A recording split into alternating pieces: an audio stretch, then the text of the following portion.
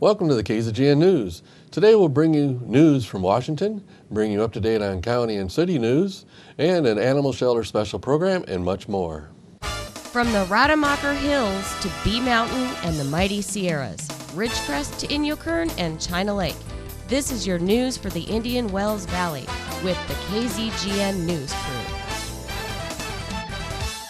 I'm Tom Whitnick, and here's what's news affecting Ridgecrest and the Indian Wells Valley. First, did you feel that earthquake yesterday? Well, I did. An earthquake with a preliminary magnitude of 3.5 struck this Sunday morning, according to the U.S. Geological Survey. The quake struck about 8 miles northeast of Ridgecrest at about 11:34 a.m. and was 3.2 miles deep. There were no immediate reports of damage or injuries. Yes, folks, we live in earthquake country. In news out of Congressman McCarthy's office, he provided the following press release. Last Thursday, the U.S. House of Representatives passed H.R. 2685, legislation funding the Department of Defense for the coming fiscal year. It includes a 2.3% pay raise for the military. This is a strong defense bill that provides our troops with the resources they need and the raise they have earned, said Speaker Biner. It reflects the reality of a dangerous world, including resources to combat cyber attacks.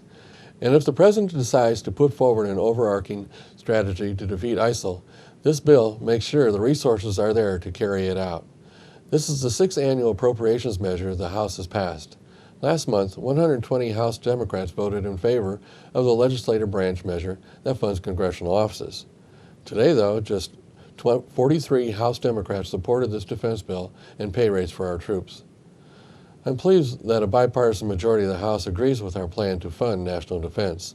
That said, the American people should know that far more Democrats voted to fund Congress than our troops.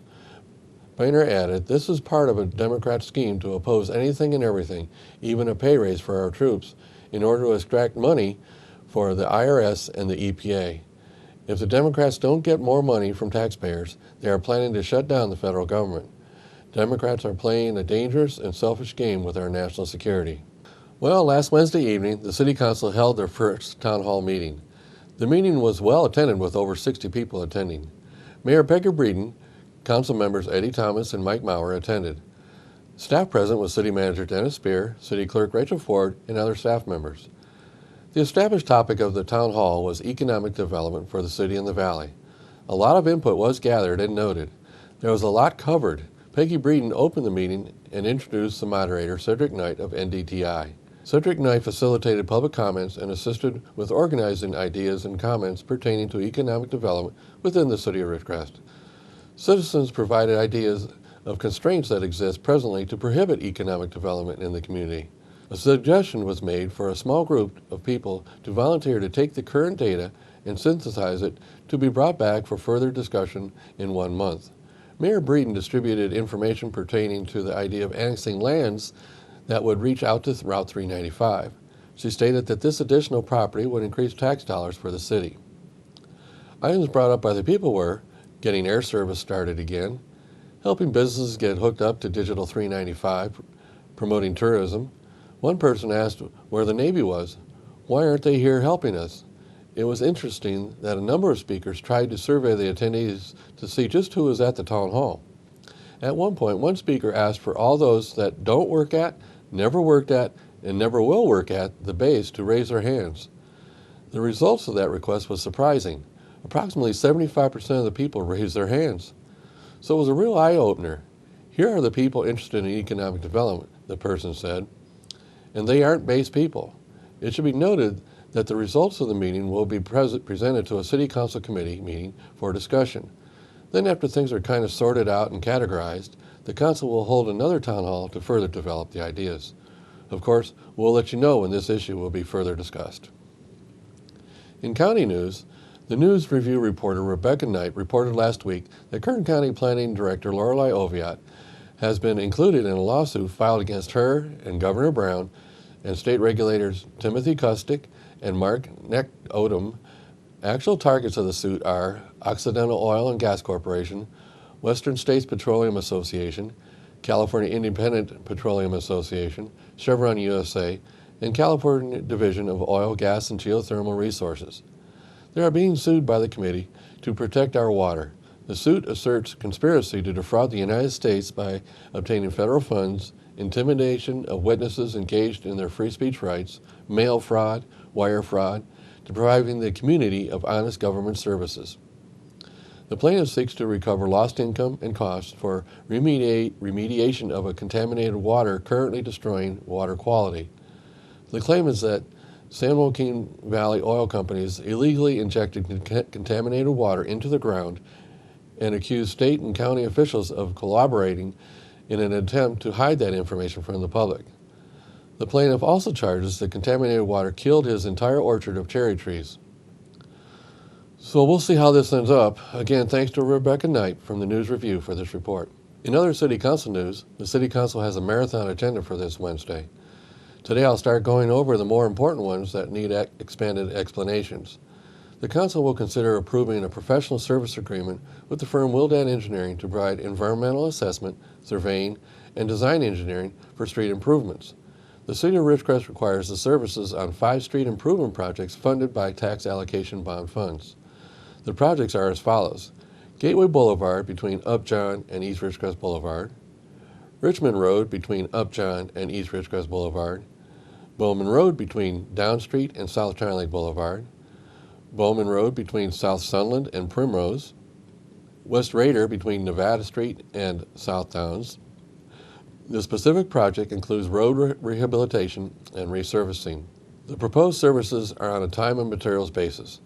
The fees for those services are $62,000 and will be expended from tax allocation funds. Next, they'll consider another agreement with Wildan Engineering to provide environmental assessment, surveying, and design engineering for the Richmond Road Bike Path Project.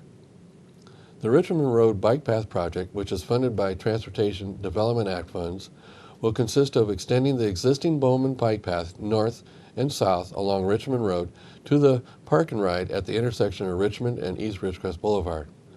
Both Class 1 and Class 2 bike pathways will be used for this project. The total project is funded at 100%, not to exceed $262,000. The fee for this phase of the project is $22,800. Then they'll consider another agreement with Wildan Engineering to provide a multi-year sewer repair program, design engineering, and construction management for first-year replacement. Wildan will be required to provide a multi-year sewer repair program and for the Category 5 defects in the first-year replacement program. Existing videos have identified multiple sewer segments that are classified as having Category 5 defects showing cracking, subsidence, root intrusion, obstructions, and construction defects. There are 101 such identified locations. The engineer's estimate will be prepared focusing on the Category 5 pipe segments and any high-risk manhole conditions identified, and Wildan will recommend the method best suited for replacement, repair, slip lining, or actual repairs. They'll prepare a multi-year program for the sewer line works. This report will be the basis for a long-term sewer assessment management tool. Wildan will also coordinate with the city to determine a Phase 1 priority construction project and prepare the design drawings and construction documents for bidding purposes. The fee for the project is $130,000 and will be expended through the sewer collection account. Another item is another professional service agreement will be considered with the engineering firm of Quad Knopf. The City of Ridgecrest requires the services of an engineering consulting firm to provide environmental, geotechnical, surveying, and design engineering work for the East Drummond Avenue project from North China Lake Boulevard to Chelsea Street. This section of East Drummond Avenue has experienced serious street subsidence in 3 separate locations that will require geotechnical investigation with findings and recommendations, along with design and construction management. The specific project will require road rehabilitation. The proposed services are on a time and materials basis not to exceed. The fee for the project is $153,000 and will be expended through tax allocation bond funds. Now here's an interesting item. They'll consider adopting a resolution to levy and collect sewer fees on the general tax rolls for fiscal year 2015-2016. The City Council will direct the City Clerk to furnish the Kern County Board of Supervisors and the County Auditor with a description of parcels for both residential and commercial sewer flat charges. This is an annual requirement to allow for the collection of the flat rate charge on the property tax bill. The parcels billed by the flat rate charges. The rates were established for 5 years beginning in 2013 and are from a Prop 218 hearing that passed on June 5, 2013. This report shall be furnished on or before August 10, 2015. The revenues derived from the subject charge shall be used only for construction, expansion, maintenance, and operation of the city's wastewater treatment and collection facilities. This resolution complies with the applicable provisions of the California Constitution and California Government Code and has authority to adopt a sewer use charge for use of city sanitation facilities pursuant to the Health and Safety Code. The City Council will also direct city staff to bill and collect service charges for those properties whose status is tax exempt and not on the county tax rolls. Therefore, they are not part of this resolution. Well, that's all we have time for tonight on the City Council. Tomorrow's news will cover the public hearing section of the agenda. Just as a heads up, the first public hearing concerns the Walmart Supercenter.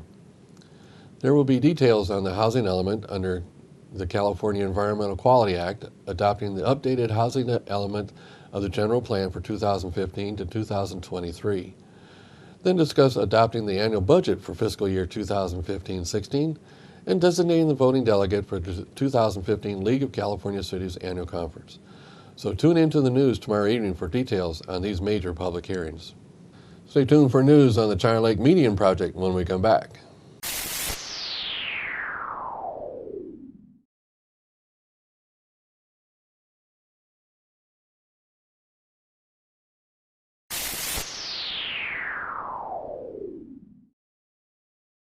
Welcome back. And are you ready for this? In Caltrans news concerning the North China Lake Boulevard Median Project, Caltrans is again reporting that the contractor is for the second time having to remove and replace decorative bricks from the center median. They were told to change them about a month ago as they were not the right ones. They changed them, but now they are having to change them again because they still are not the right ones. Caltrans states that the bricks did not meet the aesthetic standards in the project contract. The contractor is having to make the changes at their own cost. The contractor is Desert Concepts Construction.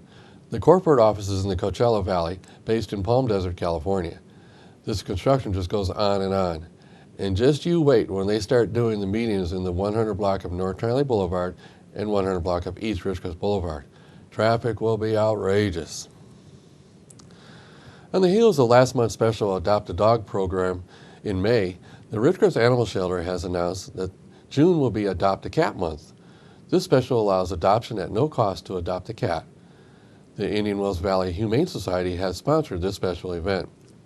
All cats will be provided with all their shots, examination, license, and spay or neutering. In addition to the totally free cat adoptions, they are offering spay or neuter vouchers to get your current pet fixed. The vouchers are available for $25 for owned dogs and $20 for owned cats. The Ridgecrest Animal Shelter is located on County Line Road. They are open 5 days per week, Tuesday through Saturday. They are open 11 to 5 Tuesday through Friday and from 10 to 4 on Saturdays.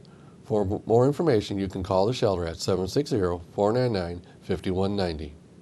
In news from the Ridgecrest Republican women, they have announced that Ridgecrest Police Chief Ron Strand will be their guest speaker at their next meeting. The next meeting is set for this Friday, June 19th at noon. It is held in the banquet room of Charlie's at the Clarion Inn on North China Lake Boulevard. The cost of the lunch is $15 and reservations are required.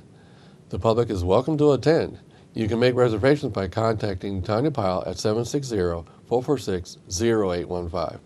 Now in KZGN's continuous effort to provide news and information you've asked for, here are today's local gas prices. Well, I'm happy to report that since Friday, prices locally and abroad continue a downward trend. As of this morning, Ridgecrest is ranging from $3.39 to $3.89. Lancaster is going from $3.39 to $3.89 as well. The LA Valley area is going $3.39 to $3.59, and the Bishop area $3.68 to $3.83. We have 4 stations coming in at the $3.39 figure. Tune in with us Mondays, Wednesdays, and Fridays for updates. We at KZGN always suggest you shop locally to support our local economy. Remember, when you pay any sales tax out of town, you are helping those cities pave their streets instead of here. Stay with us for weather and sports when we come back.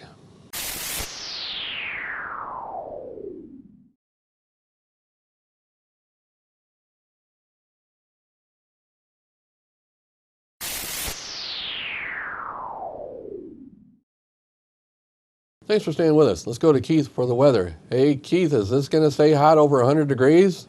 Thank you, Tom. Just like the Energizer Bunny, the heat's going to keep going and going.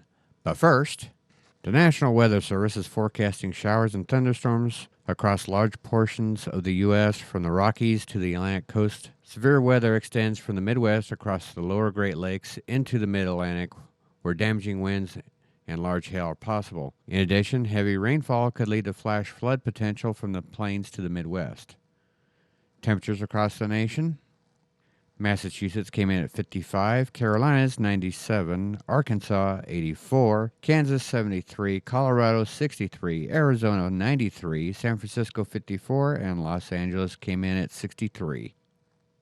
For us here locally in the IWV, tonight will be mostly clear with a low around 68, breezy with a southwest wind 15 to 20 miles per hour. Tuesday will be sunny and hot with a high near 104, west-southwest wind 5 miles per hour.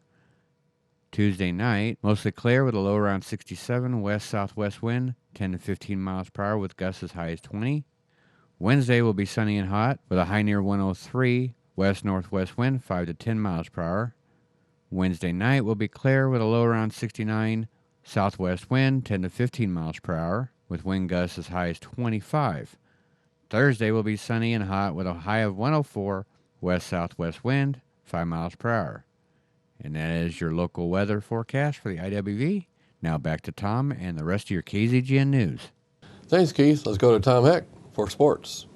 And a very pleasant Monday afternoon to everybody. Let's start with the NHL. Game 6 of the Stanley Cup Finals tonight. That'll be in Chicago. The Blackhawks trying to be the world champions. They lead 3-2. They defeated Tampa Bay 2-1 Saturday night down in Florida.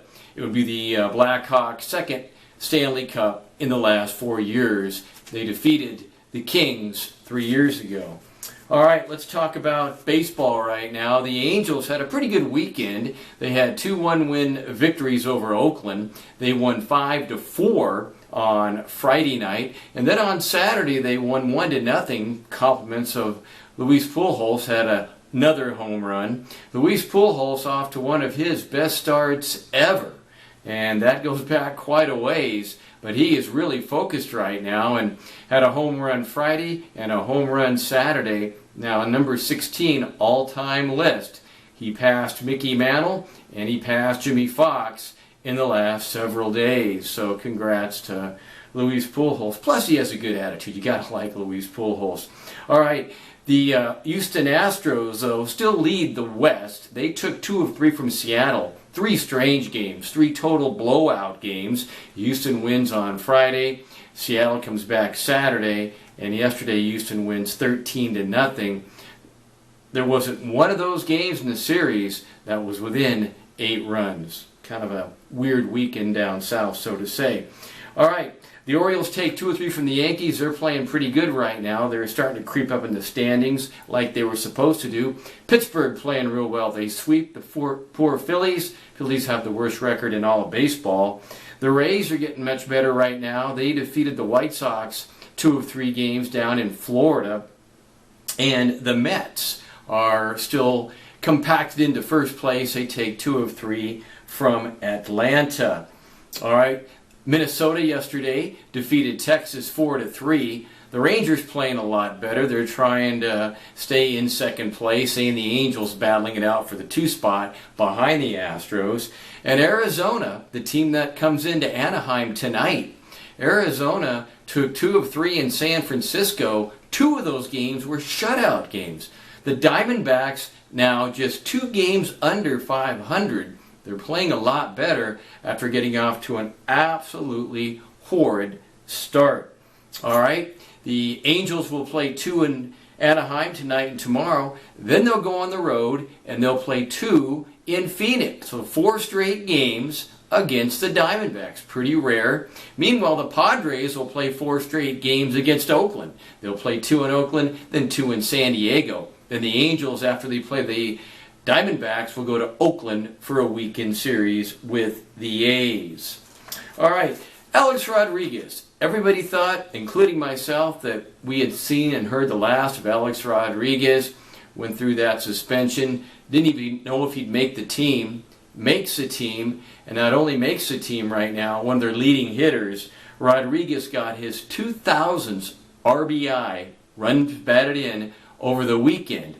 Rodriguez now is second, number 2 on the all-time baseball RBI list, behind a guy by the name of Hank Aaron, who played for the Milwaukee and Atlanta Braves for many, many seasons. He passed, this past week, Babe Ruth and a guy by the name of Lou Gehrig. And to make it more interesting, Rodriguez hit his 666 home run. Well, do with that what you may. That's your sports for this Monday afternoon. I'm Tom Heck for KZGN. So that's the news for today. All of us at KZGN-TV know you have a choice in what you watch for your news. We all thank you for choosing us, KZGN-TV, Ridgecrest's only locally owned community TV station. Now here's a neat video with a dog learning how to ride a bike.